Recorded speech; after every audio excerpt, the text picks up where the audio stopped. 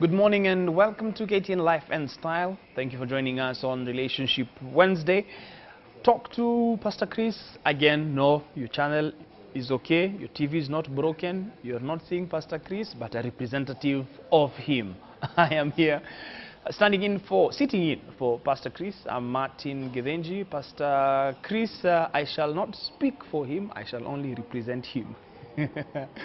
Here, you can find us on social media at KTN Life and Style and KTN Life _ Style on Twitter, and KTN Life and Style on Facebook. You can also find us. You can also send us emails on lifeandstyle@standardmedia.co.ke. We are again at Mugs and Brews along Ngong Road. In case you live around or happen to frequent these sides, you can drop in one day. Who knows? You might find us here, and we have somebody who has a promise to buy people coffee when we are here. So we are going to meet her a bit later. So if you come and you happen to find her, just know your coffee will be sorted.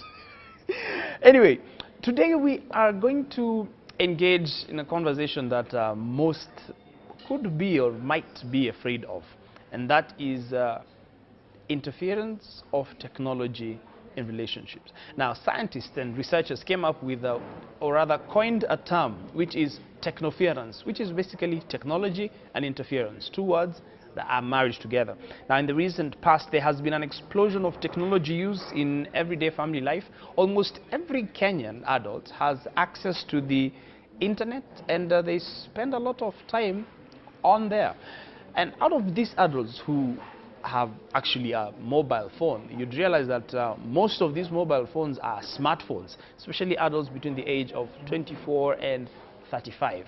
And you find that engaging with a mobile phone, which is new to most, which in the last, I would say 18, 20 years, is when we've had the use of mobile phones increasing in Kenyans, but specifically the use of mobile phones for the internet and engaging in social media sites, WhatsApp chats, applications on dating and whatnot.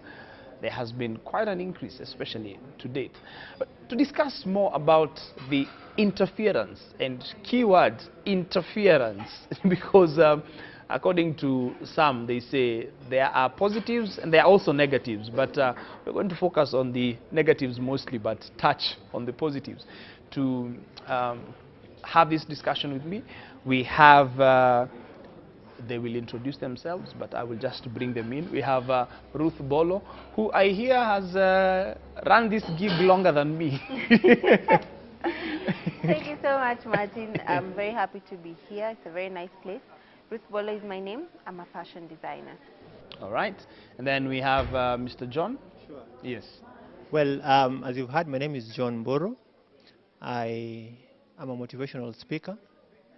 I also do music, and I'm also in business. I'm an entrepreneur. I know there are some who are confused. Nona John Wawili Cosette. Yes. Sometimes I go by the name John, but call me Martin for now. Next. Thank you, Martin. Good morning, everyone. My name is Milka Ruhara. I'm an entrepreneur, and I'm also a transformational life coach. And I'm convinced that she's half Japanese, because Ruhara is how I would have pronounced that name. All right, welcome, and thank you very much for joining us. Every morning when the sun peeks through my blinds, I wake up and hold my phone an inch away from my face to check Twitter, Facebook, Instagram and Tumblr. Being in the loop of these social worlds keeps us powerfully attached to our devices. A recent poll found that American adults would rather live without a car, coffee or sex than live without a smartphone. So how does our relationship with technology affect our relationship with other people?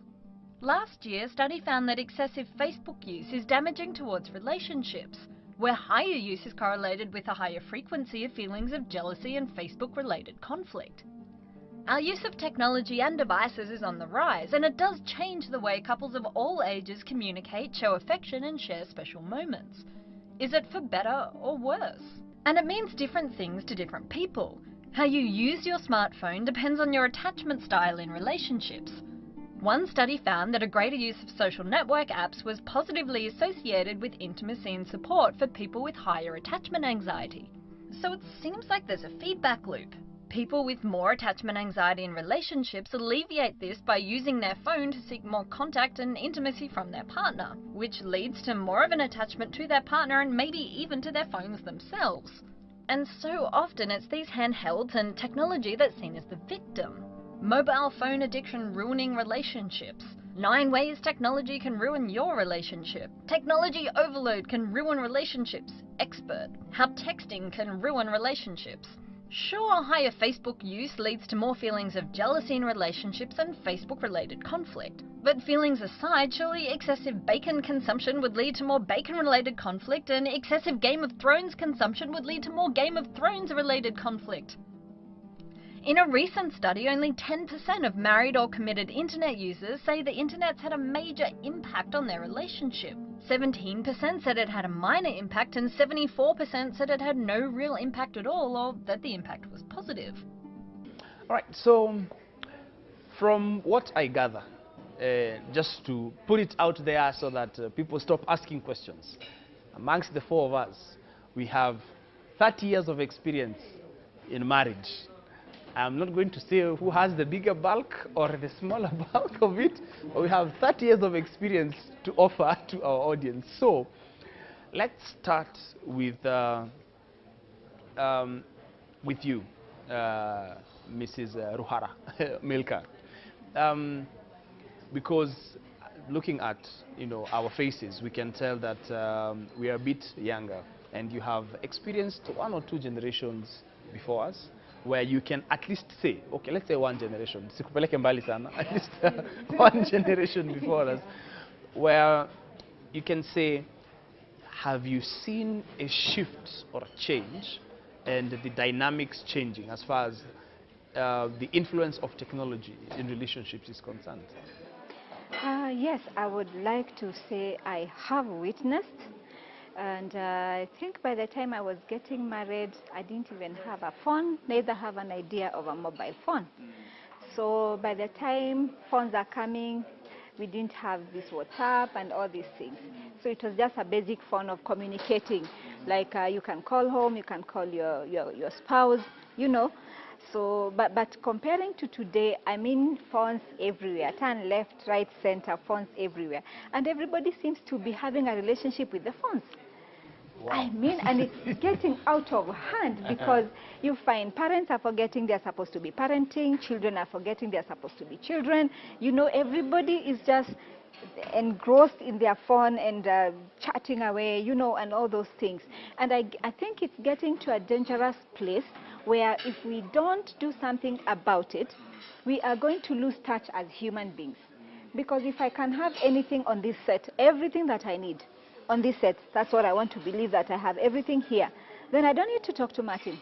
I don't need to talk to Ruth or John, because the phone is meeting that need. And yet, that is not the purpose of that phone. We are relationship beings. We are supposed to be relating, talking, communicating in various ways and enhancing and empowering each other. But the phone has come and is interfering. Yes. Hey, Ruth, because Milka here has started on the extreme. She's already gone, phone is the devil. Do you agree with her that it's that bad? I don't think it's as bad as she's making it sound, though it has really, really interfered. If you look at my generation now, the phones make it very difficult to have a relationship where you trust each other 100%. Right now, I think the most you can trust someone is 40%, because it's not just social media, it is the gallery. You open your partner's gallery and the things you find there, you wish you had never even known he has a phone or she has a phone. And so, in as much as it does have those challenges here and there, for those who have, say, long-distance relationships, or for those who have very tight schedules, even though they are around the same areas, then the technology really does help them bridge, it helps them bridge that gap for communication. They're able to feel as if they are sort of close to each other, even though there's some distance in between them. they're able to get to know the different challenges they're going for. And so if you're in a long distance relationship, an online relationship, or if you're in a relationship where you're both introverts, then the technology wouldn't be an interference as such. And it's something interesting you're mentioning, because clearly you're saying people would rather trust what the phone has to say about you than what you have to say about yourself. Where if you ask a question and give me your phone, that's always Yes. the first thing you go to. By the time you tell a man or a woman, because we're looking at both sides, give me your phone, and then they start sweating, then you know, aha, there is a problem here. There is a problem here. Now, John, from, first of all, how long can you go without your phone? How long? Yes. Being in business, I know I will need to have my phone with me. Being in business. We have had that reason. You can't do without the phone. Well, yes, yes, because of the nature of my business. But I have also conditioned myself not to also get to the very extreme. I'll give you some specifics. There's this thing called the WhatsApp status. It's very addictive. Very addictive. Yeah. And I'll give it in this facet. You would be tempted to want to see what is happening in the lives of other people. And if you also posted something, you're also tempted to see how many people saw what I posted. So you find that now becomes a big deal. Let me come to things like Facebook, for example. I always ask myself, why would Facebook ask me what is on my mind? Now you're beginning. Unaanza kurusha mawe. You know? But before we delve into that, because there's an aspect at least I'd want to get from her, because it's been defined as social media. We're breaking it down. Technology has had its positives and negatives. We have things like electricity, good technology. We have the television, good. It is getting some of us paid, giving us jobs. There we go down to the personal devices like laptops, mobile phones, tablets, and whatnot. Now, there's the element of socializing. We have social media as it is defined, and we have social media what we have seen and known its effect as. Now, looking at how it has been defined and how it is, and how you know socializing to have been before the mobile phone, do you see a discrepancy? Yes, very, very clearly. Enter any restaurant at this time. Couples eating together, but everybody's on their phone. Chatting away. For the gram. Yes, sincerely. More than 70% are not talking, like talking the way we are talking here. Everybody's on their phone doing something else. So you find that relationships are getting strained because of this social media. But I guess as much as Ruth and John are saying, they have their places in our lives, in our business lives, but we need to have a limit. We need to have a control, because I think the phones are controlling us. You miss your phone or leave your phone at home, most likely you'll go back home to collect that. Actually, you're talking about something that happened this morning. I left, got to town, dropped my wife, and then I realized I had left my phone. I had to go back home. My excuse, I wouldn't have known this place. But I think there's something Milka has said about getting to a restaurant and finding couples on their phones.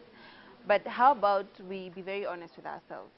Because whatever content is there on social media helps us build conversations with one another. For example, if we've just moved into a new house, right, and on social media I come across, say, someone who has just redecorated, don't you think that's a conversation we can have? But if I had not come across that post, then that conversation is gone like that. But we are creative beings. We need to have our own ideas, like, fine, okay, but should that take away half of the time that we're supposed to be spending and being together? But for married couples, you sleep together, you wake up together. From time to time, you check on each other during the day. It would not hurt for both of us to just have some small time where we get to connect with other people, because at the end of the day, life is about also connecting and getting to know what the other people in your life also think about what they're going through. I see we are getting to a point where we're almost removing our earrings and shoes.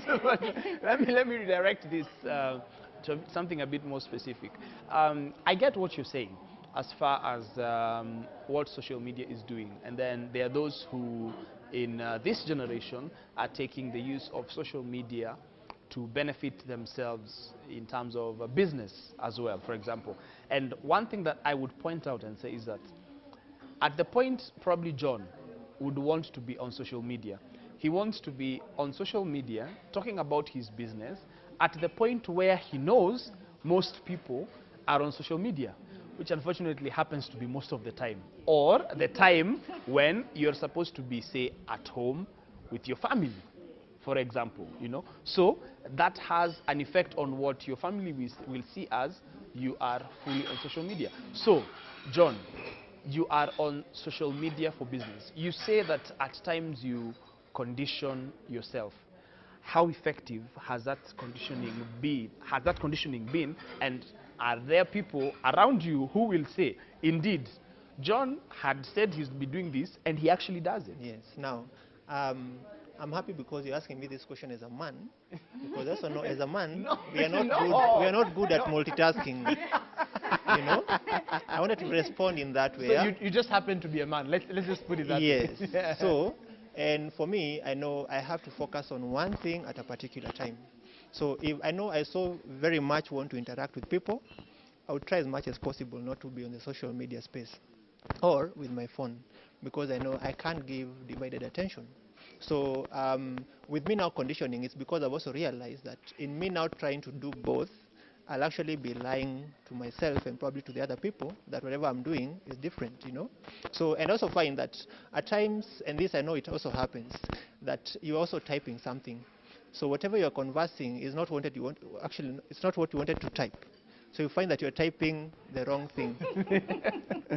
you want to tell your business partner to send money, and somebody comes around talking about tissues. Now send tissues, you know, something like or that. Eat tissues. Or eat tissues. Yeah.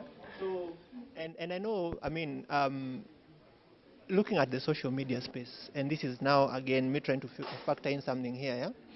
I find there is this bit of social media space being the virtual world, and then we have the real world. What I try now to understand is, why are we so much attracted by what is in the virtual world, yet you have that real relationship with somebody? And for me, I find it's because there's also something in us called ego, that you find if given an opportunity, and that's why you ask what is in your mind. So if given an opportunity, you want to pull that out, and you also get to be more attracted by that which is in the virtual space than what is in the real life. So what has worked for me is where I have conditioned myself. I know this is my working time. Like I know how my energy levels are. I work more during night time. During the day, I try to relate more with people. So I will be the kind of a person who will leave the office late, at times nearly midnight. But during the day, I'll be doing a lot of conversing, like one-on-one, because I also find that I'm an extrovert in terms of my personality. So that has worked. So before, when I tried now to be on the social media space or on my phone, yet I'm supposed to be talking with people, it didn't actually augur well with them. Right. Yes. Now, bringing us back to the point.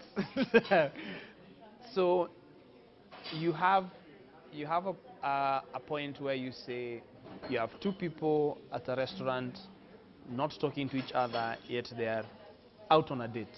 That's what they said they were going to do when they were leaving the home. Yeah.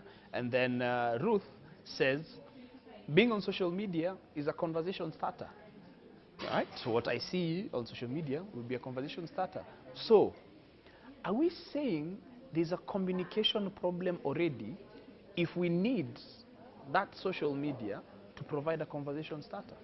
Yes, I agree with you. There is a problem because I want to believe that there is that me that is supposed to be connecting with this other person, whether they are my spouse, and we don't necessarily need the social media to influence our conversations.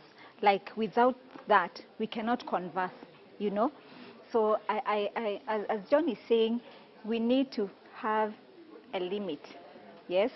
and make a decision, because sometimes even somebody is cooking in the kitchen, you know, food is almost burning because there is a gossip going on in one of the chats, and you can't just get off it.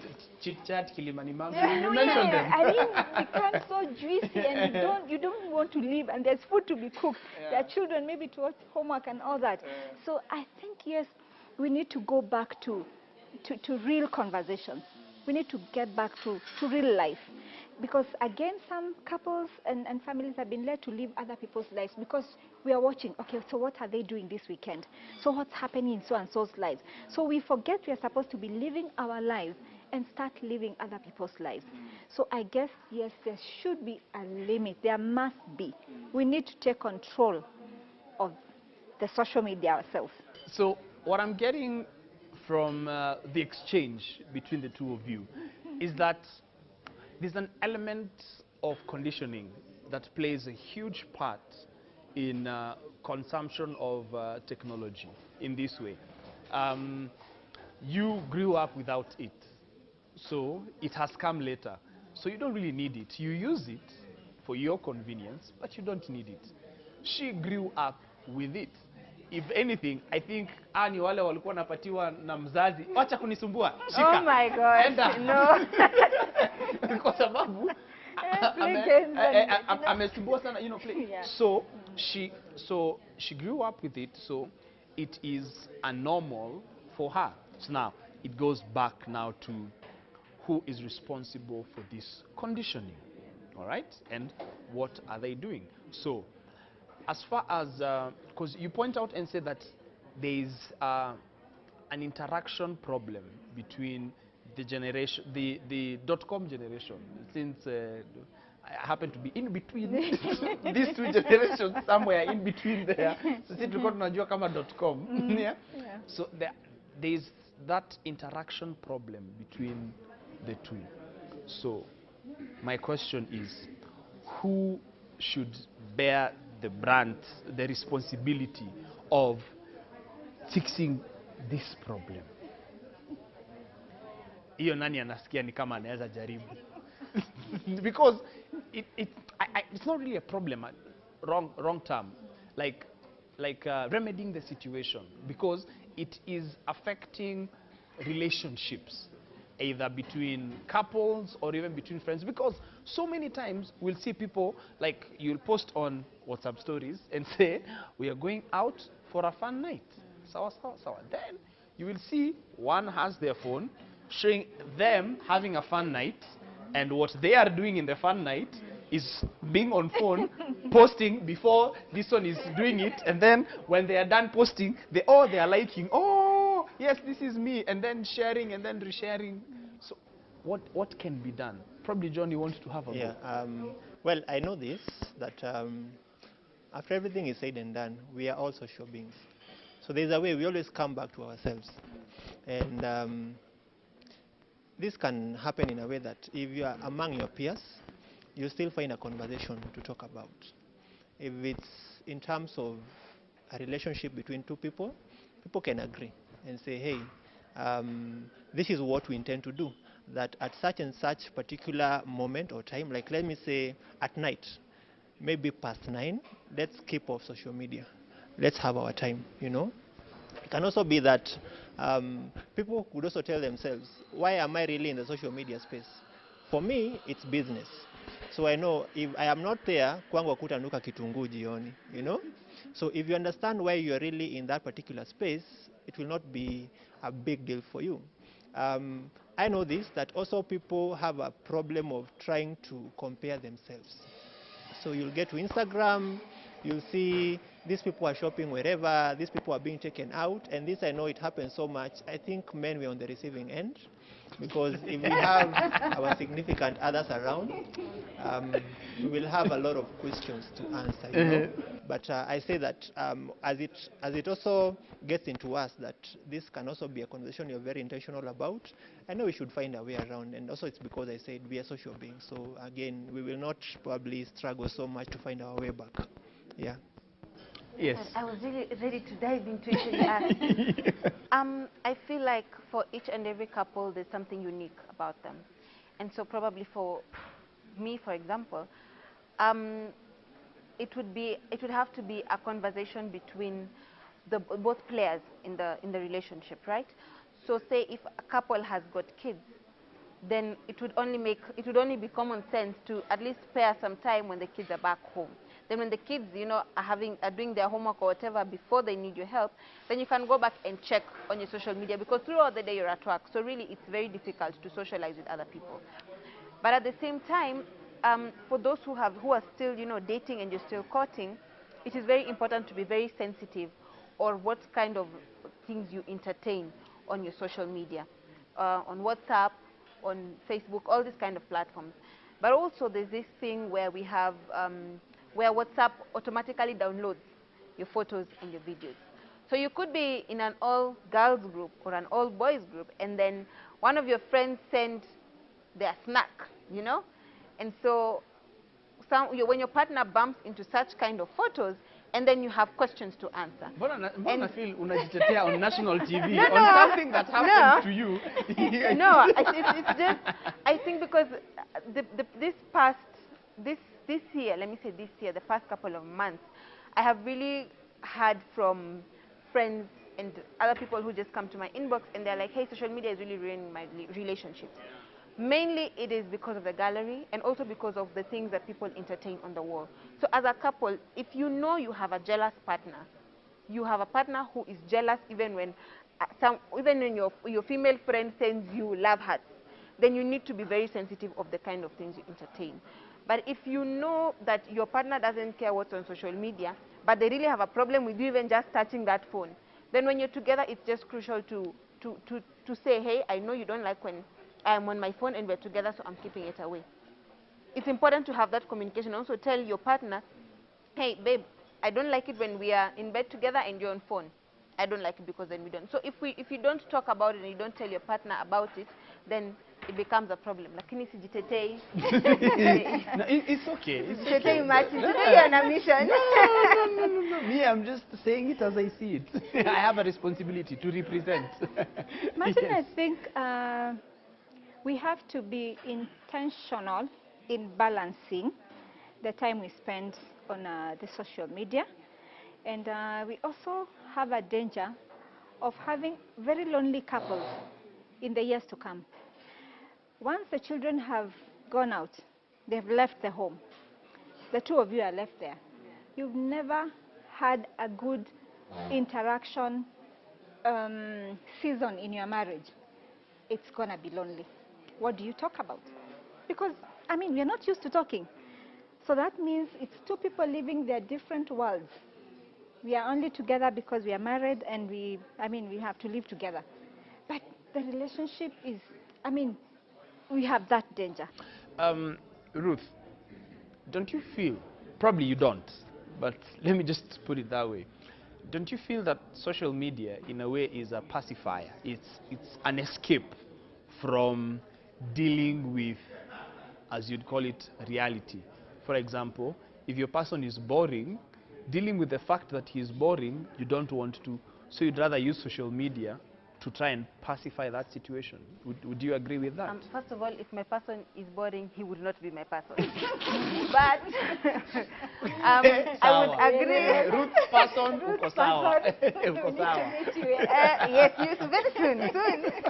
But I would agree that we do need to have very real one-to-one conversations at this level. If we are at a place where we are courting, just before we actually acknowledge and we agree we are going into this, it would be very good for us to have purely, very honest one-on-one conversations. Because then you're able to know when I am surprised by a question you ask me. Of course, when I lie, when I'm responding to something. So you're able to sort of feed off the energy of the other person. But at the same time, in as much as social media could be an escape of reality in certain ways, if it's moderated, it's not as bad as we're trying to make it look like.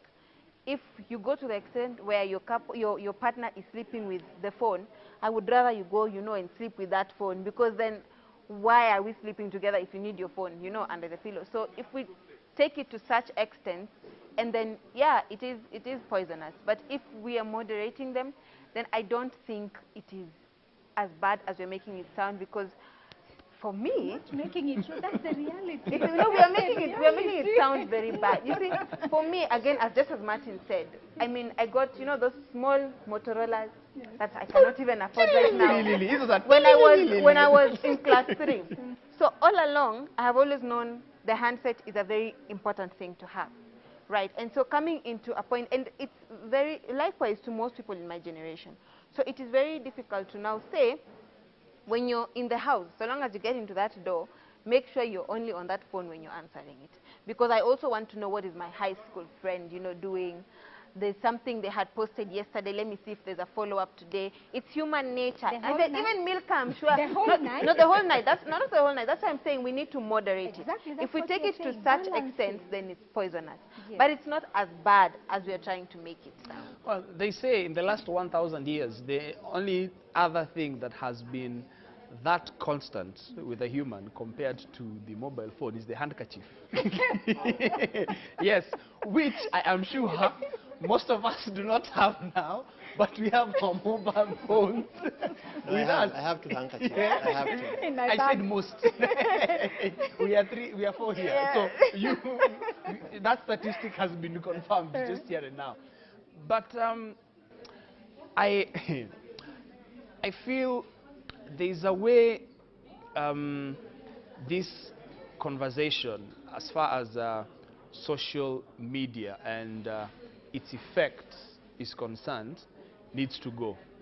Number one, we have, of course, the gap, the generational gap.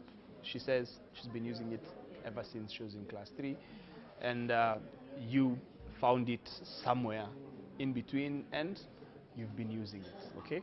So, because I still want to go back to who needs to be able to give a solution to it, because I'm looking at the place where we have that parent who gave her the mobile phone at class 3. Probably their reason was to be able to easily communicate with my child wherever they are, okay? But then we're looking specifically also at social media. And with time, this child will be like, why does my phone only send messages? May I also want to go on Instagram and WhatsApp. So these overseers, what responsibility are we giving them? Because that's what I want to hear. What responsibility are we giving them? The overseer is responsible where a child is concerned. You are the parent. Take charge. Train your child. I think it is very important for those who have reached the age of understanding. Teach them, talk to them, tell them the pros and cons of being on the social media, and warn them on maybe even sites to keep off from, the times that they spend on the social media. I think, yes, as a parent, it is my responsibility to actually train this child, to actually tell them the truth, the pros and cons, what would happen if you go to this extreme. It is my responsibility. But you see, for example, when you're talking about some, probably as we wrap up, when we're talking about something like those people who sell lifestyles, for example, we see what Beyonce and Jay-Z are doing, or the Kenyan version of Beyonce and Jay-Z, say me and my wife, what we are doing on social media, But isn't it almost the same as when you were growing up? You always knew Mama Nani has a Harrier, and that is what we know her as. She started off as selling ice cream. Just as the ice cream, barafu zile za shilingi moja moja. Sasa akona hardware. Now she's just giving that to a wider audience because there's also the business element of it. So, are we saying that motivation also? Because I'm a brand, for example. I'm selling something to those who are out there, and there are brands who want to come on board with me as a business because that is what social media is doing. So there is the producers, let me call them producers of content on social media, and then there are consumers. What should we also now say to the producers? Because we've mostly talked about the consumers and how it is affecting their relationship. So are we telling the producers, you people, by the way, you're ruining people's lives and people's relationships? John? Now, I think because even some of these things to go public and viral as they have, there is also regulation that is involved. So where there is a backing in terms of a science research or something to justify that, that actually I believe is what has allowed, the availability of these apps and all to the consumers. For example, YouTube. We have YouTube for kids nowadays because they realize that the other YouTube has, there are some things that they were hypnotizing kids with. I personally got scared when I saw that. Yeah, so, and we know now regulations come from such angles. It means a country like Kenya could also come up with a way of trying to scan and see its own policies, yes, whatever is being consumed to this particular demographics, how will it affect them? I'll say there is a way you will consume social media as a person who wants to be in business, and therefore it's a tool for you of trade. There's also a way you'll also consume social media as a place where you will also go and get some specific talent, like LinkedIn. Why would I go to LinkedIn? It's because I'm interested in some particular professionals, or professions, So if somebody will also now know, and this I'm now speaking from a point of education, that it's important for you as you consume whatever you're consuming on the social media space, ask yourself, how am I actually benefiting from it? WhatsApp stories do not. And also look at it from this way. I would go to Facebook because I know Kenyans are creative, so there's some memes there that I will laugh about. So if I am feeling lonely, I know where to go and see what Kenyans are saying about some particular things and laugh about it. So, and that's it. Beyond that, I'm not interested, So if people are intentional in terms of what they actually get to benefit from whatever they consume, then it will also help. It will not be actually a big deal in terms of, hey, don't be here, be here, because you'll be intentional. All right. Yeah. Final remarks, Ruth, as we wrap up? I think... I'm sorry we have attacked you in a way. Everybody has been attacked in one way or another. No. I think telling the content producers or the creatives in the social media world that you're ruining people's lives is like telling a cigarette manufacturer that, hey, you need to stop doing this product, right?